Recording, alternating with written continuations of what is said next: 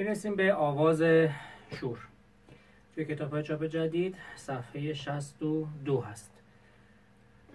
علامتمون سی کرون بود و اینکه مثل قبل میخونیم و قسمت اجرا میکنیم.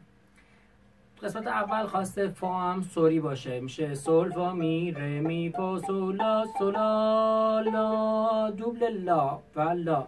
انگشت چهارم رو سیم اول و دستواز سیم دوم، پس میشه سول فا می ره می فا سولا سولا لا سول فا سول می ره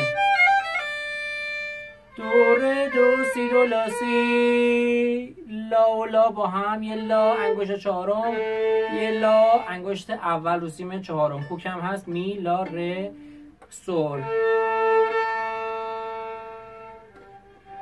سول دو سی دو. سول اول رو فقط میخواد دوبل داشته باشیم. سول دو سی دو سی دو سی دو سی دو سی دو ره دو ره دو ره سی لا دوبل لا و لا سول سی لا سی لا سی لا دوبل لا و لا سی لا سی سی دو سی دو لا سی دو لا سی دو ره سی لا لا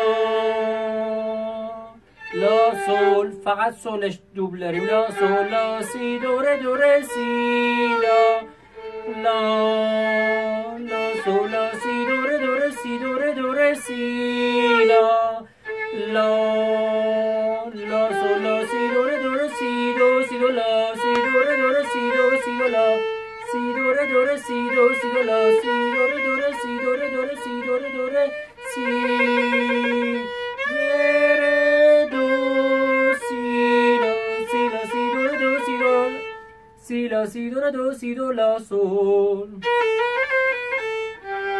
دو سی ره دو ره سی دو لا سی لا سی لا دو سی لا لا سول دو سی مذهب خان سی دو ره سی لا سول لا لا سول فا. میریم تو پوزیشن سول انگشت اول لا لا تا سر درآمد دوم. توی همه ویدیو عرض کردم، توی این ویدیو هم میگم که هدف از این ویدیوها خدمت کوچیکی به اون دسته از عزیزانی هست که دسترسی به معلم و کلاس ندارن. وگرنه خدای نکرده هیچ وقت هیچ گونه ادعایی پشت هیچ گونه از این فیلم‌ها وجود نداره.